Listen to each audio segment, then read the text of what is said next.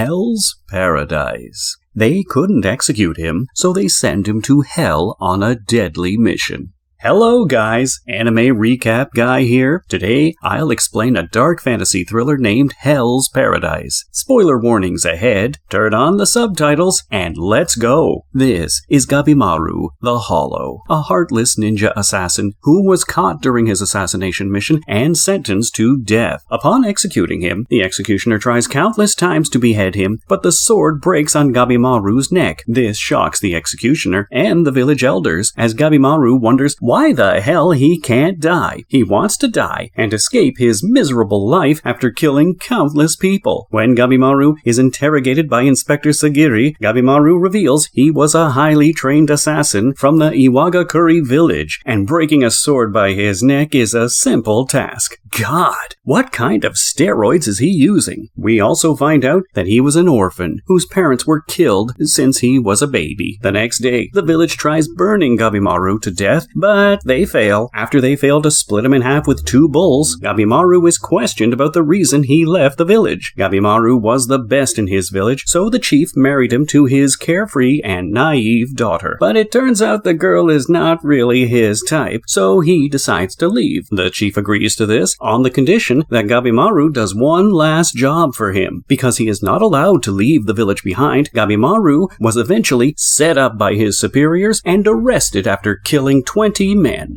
Wanting to execute Gabimaru already, the village hires the best executioner in town, who turns out to be none other than the interrogator, Sagiri, much to Gabimaru's surprise. Yeah, couldn't they have just done that from the beginning? Shockingly, Gabimaru starts experiencing fear and worries for the first time in his life. Before Sagiri can cut his head off, Gabimaru spontaneously evades the blow. His neck starts to bleed. Sagiri's blade can figure out the true nature of anybody, and it turns out Gabimaru isn't really as hollow and nihilistic as he thinks he is. Some part of him still loves his wife and longs to live a normal life as any normal human being, not as an assassin. And this all sounds impossible to Gabimaru, so he lashes out. But Sagiri stops him and offers an official pardon for all his crimes on the condition that he goes to the underworld, competes with 30 hardened criminals like him to find the elixir of life. The village sent many people there to retrieve it, but not one of them has returned. This makes Gabimaru a perfect candidate for the job, since killing him is not so easy. If Gabimaru accomplishes this mission, he can reunite with his wife, who's deeply upset about his departure. After learning that his wife truly loves him, Gabimaru agrees with renewed resolve. The next day, the chief of the village rounds up all of the psychopathic prisoners and briefs them about the mission and the elixir of life. He also shows them the body of a man who tried retrieving the elixir but failed and ended up dead,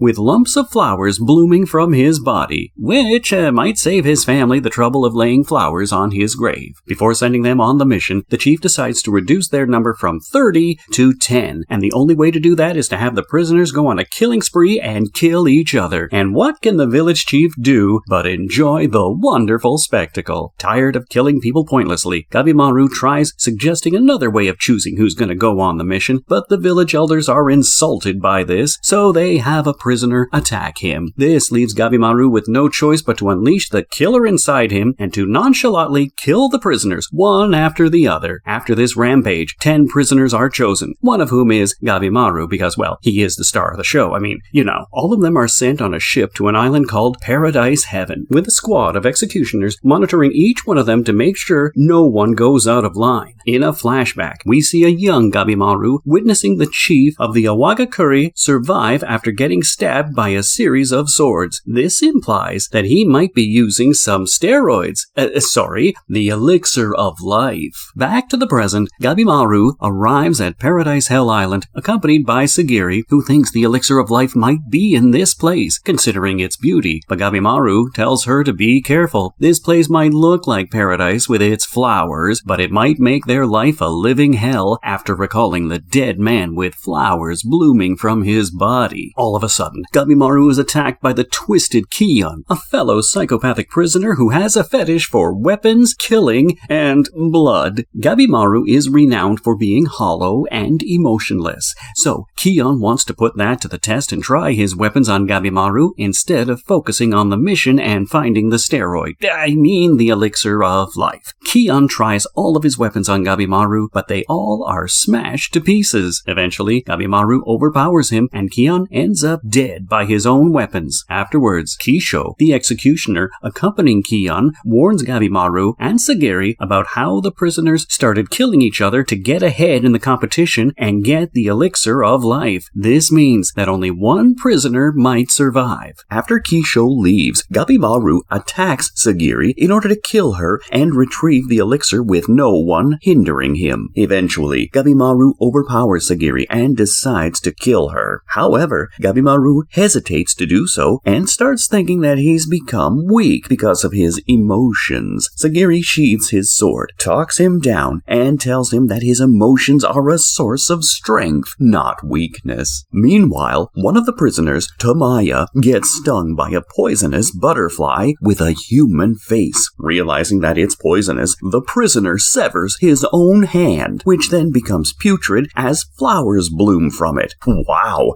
nice reflexes. Just then, things start to get hectic as strange-looking creatures start showing up all over the island. After one of those creatures injures Gabimaru, he realizes he's surrounded by an army of them, so he decides to trust his instincts and attacks them. Gabimaru unleashes the monster inside and kills a huge number of those creatures. Sagiri is dumbfounded by the creatures in this place as she wonders whether this is paradise or hell. Just then, she's attacked from behind by a creature, but is immediately saved by Gabimaru. Another executioner named Genji saves him, along with the hot Yuzuriya. Following his wife's advice, Gabimaru thanks Genji for helping him out. Yuzuriya tries seducing Gabimaru, but there's no way you can seduce someone who can't feel anything but fear. Gabimaru turns her down delicately. Yuzuriya offers to team up with Gabimaru in exchange for some valuable information she has gathered about the monsters after experimenting on another prisoner named Meika before she killed him. Gabimaru considers it a deal and teams up with her. While Yuzuriya and Gabimaru talk, Sagiri starts feeling dizzy and collapses, wondering what she has done wrong since she arrived at this island, and whether her sword skills were really handy against the monsters. Elsewhere, the prisoner Kobe and the executioner accompanying him, Toma, who happens to be his younger brother, are faced with a similar group of weird-looking creatures. Things are not looking good for the brothers as they're surrounded by more creatures who sound like gods to Toma. He even starts wondering if this place is heaven or hell. He even wonders if he committed a sin in his life that's a good enough reason to make him end up in a place like this. However, his psycho brother Kobe doesn't give a damn about hell and sinners, so he goes berserk and slaughters all of the creatures in the most delicate manner ever. Toma watches his brother with delight. Meanwhile, Sagiri regains consciousness in a cave, near which Gabimaru and the others are laying low. Gabimaru then reveals some information about the island after spending some time scouting it along with Genji. It's revealed that all the flowers on this island are coming out of the putrid bodies of the samurai who were sent here and couldn't survive. Moreover, the creatures that inhabit this island have human body parts. This means that the elixir of life might be on this island, which makes Gabimaru feel